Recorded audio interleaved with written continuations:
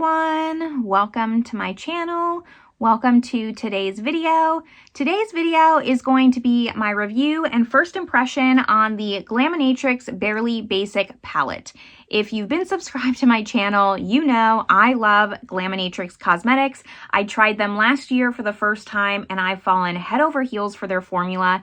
Every palette that I try is just a winner. So in today's video, I'll be doing 4 looks with this palette, doing some swatches as well as some comparison swatches to the Nearly Natural palette from Glaminatrix, and then just talking about my overall thoughts and whether or not I think this palette is worth it. So if that sounds good to you, make sure you give this video a thumbs up. Subscribe if you haven't yet. I would love it if you stuck around. But with all that, let's just get started talking about the details of this palette. All right. So Glaminatrix announced they were dropping a new palette. Instantly, I knew I wanted it. I did skip the pastel palette, the Pastel's Dreams or something like that, only because I'm not a pastel lover and I am trying to be a little bit more mindful and not a collectionist in buying my makeup, but I would have bought that palette if I was back into my old mindset of just buying anything from a brand that I liked. So when they announced the Barely Basic, I was a little bit hesitant at first. I actually was, only because it looked so dark in the photos. But then I saw some reviews, I saw some swatches, and knowing Glaminatrix, trying their formula, I do know their mattes are pretty buildable. So I was like, okay, even though it looks dark in the pan, maybe that's not the case. And it's the typical Glaminatrix formula where I can work with it. Because when it gets too dark and smoky, it's just too much for me. But let me just show you what the palette looks like. It is, like I said, like you can just see how dark it is. You have columns based on the colors. So a kind of purple color story, a warm orangey cinnamon, a green, and then a cool tone brown. And then within that, you have all the same kind of finish. So here iridescent, here more of like your metallics. Then you have a light tone, a mid-tone, and a deep tone. But the mid and deep are pretty deep. So that's where I was just a little bit worried. I'm going to throw up my swatch photos now of this palette, and I did swatch them in columns just to kind of see a little bit better of what the color story is. I find that it's the most easy way to see it with the eye. Overall, I love the simplicity of this palette and how easy it is to just create looks. I'm gonna wait for my final thoughts. This palette does retail for $64 US, and it is based in Australia, so usually you have to pay for shipping. There's like a higher threshold for free shipping, I guess. So it is a pricier palette. And the pan sizes, Glaminatrix is starting to do smaller pan sizes, which personally doesn't bother me. I actually like that. It stops it from being a very large palette. I will just compare it to the Nearly Natural so you can see the Barely Basic has 20 shades, whereas the Nearly Natural has 15, and it's about the same size. It's a little bit wider, but it's not as tall, or opposite, depending on how you look at it. But it's about the same size and you get more shades in here. So after that, after showing you my swatches, I am gonna do 4 looks with this palette. Like I said, I'm gonna add some music because I decided to just, again, go with the simplicity on how I'm gonna use this palette, and that is sticking to the color stories. So I'm doing look 1 with all of these, and every look is gonna be the exact same. I'm gonna add the light tone in my transition. I'm going to deepen it up with the mid-tone. Then I'm going to add the metallic shimmer over like 2/3 of my lid, do the iridescent shade in the inner corner as well as like 1/3 of my lid, and then use the darkest shade as a liner. Just to keep it very consistent, show you each color story on its own on what you're going to do with it. Today, I am not wearing just a color story. I bounced around the palette a little bit so I could kind of see what the palette could do other than just following the lines. I used this in my transition, this in the outer corner. I used this as liner, and then I wanted to just do an iridescent shade instead of one of these shimmers, so it was this one. But I'm gonna just send you off to my 4 looks, and then after my 4 looks, we'll do some comparison swatches.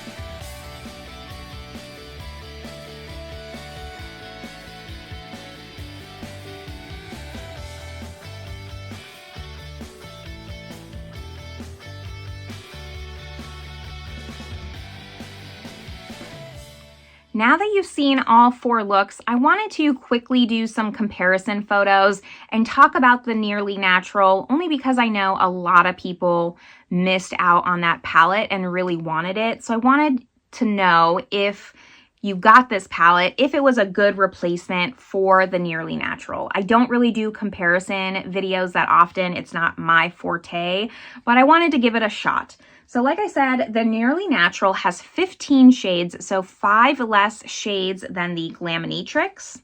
And really, it's just going to be in the iridescent shades. So once you factor in that this has 4 iridescents, then you've almost compared what this palette is missing, but I wanted to compare the rest. So I'm going to throw up my swatch photos from earlier and do some comparison swatches to this and just see if you missed out on this palette. Like I said, is the Barely Basic a good enough replacement for it? So what I found when doing my swatches is that I had the most dupes from the Nearly Natural in the warm kind of cinnamon row of the Barely Basic. I had 4 shades that closely resembled the second column in the palette, followed by the cool tone kind of neutral palette. I had 3 kind of close enough colors to the Barely Basic from the Nearly Natural. Now, I was only able to dupe out 10 of the shades from the Nearly Natural to the Barely Basic, so that leaves 5 shades in the Nearly Natural that aren't necessarily in the Barely Basic. So hopefully that's making a little bit of sense just with my photos. But really the shades that I wasn't able to match up with are kind of these mid-tone browns. I was able to do this brown here, but these 2 didn't really have something comparable in the palette. And then after that, it was this really kind of light gold shade. This one didn't really have a dupe for it in the Barely Basic. Then this purpley one, like, it's just a little bit more silver toned than any of the ones in that palette. So that was 1, 2, 3, 4. And the last one I think that I had trouble with was Naked Eye. Now this one, I struggled between these 2 on one of my swatch. For the color, let me just pull this up here. So this color here, hashtag, is, I compared it to the Nearly Natural shade here, but it is kind of an in-between of either. It's closer to this one, but this one I also didn't have like a straight up dupe for. So if you were wondering if you missed out on the Nearly Natural, in my opinion, there are some differences, but there's also a lot of similarities where I don't think you necessarily need both. If you have both and you love both, great. Like, I'm happy to have both of them. But if you missed out on this palette and you're having FOMO, I do think that this is a good enough replacement where you could get kind of the same vibes.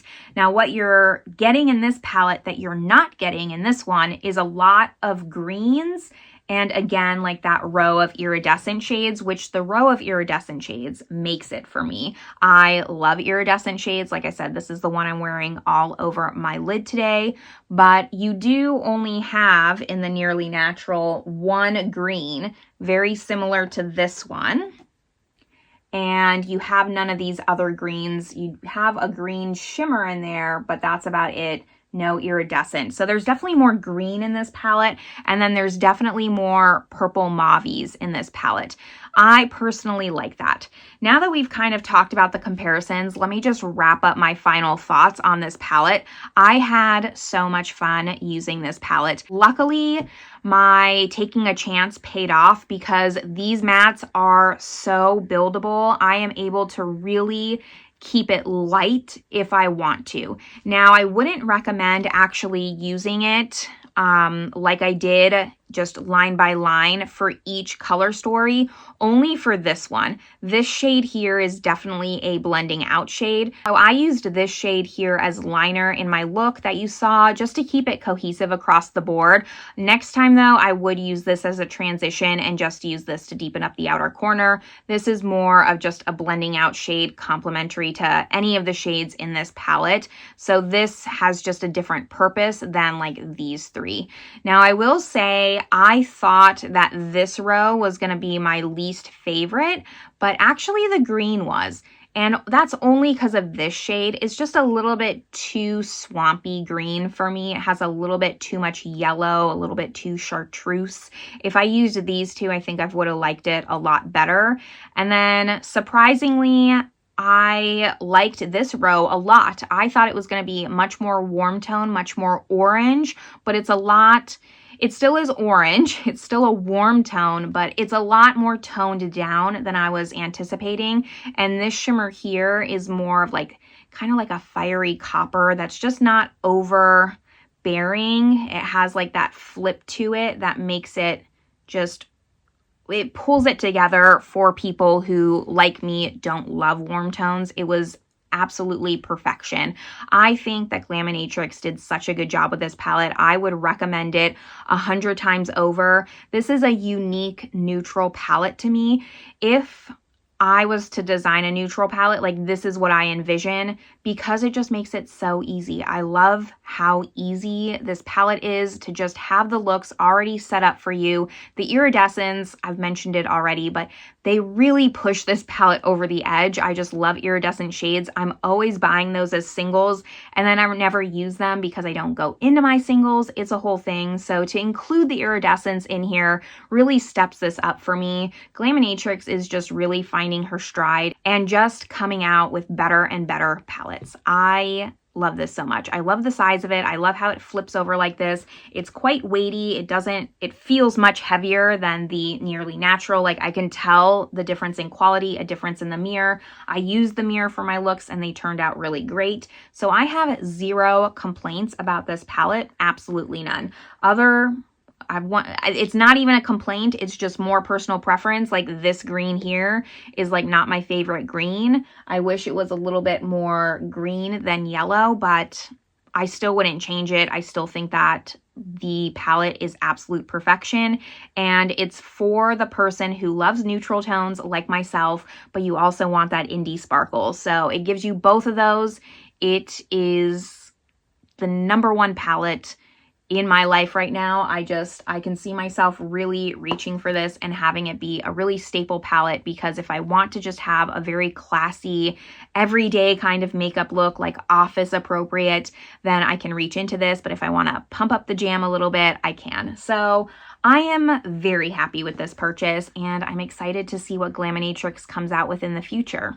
After that though, those are just my thoughts. I hope this video was helpful. It's a little bit different than I normally do, where I play some music over my looks, but I thought that since I was doing 4, I didn't want to have the looks be really long, have this video be very long, and shorten it as much as I could. So we'll see how it ends up in editing, how long it ends up being, but hopefully you like the style of video. Let me know your thoughts down below if you plan on picking up this palette, if it's on your wish list. Have you tried Glaminatrix? Are you even interested in Glaminatrix, or do you think they're overhyped?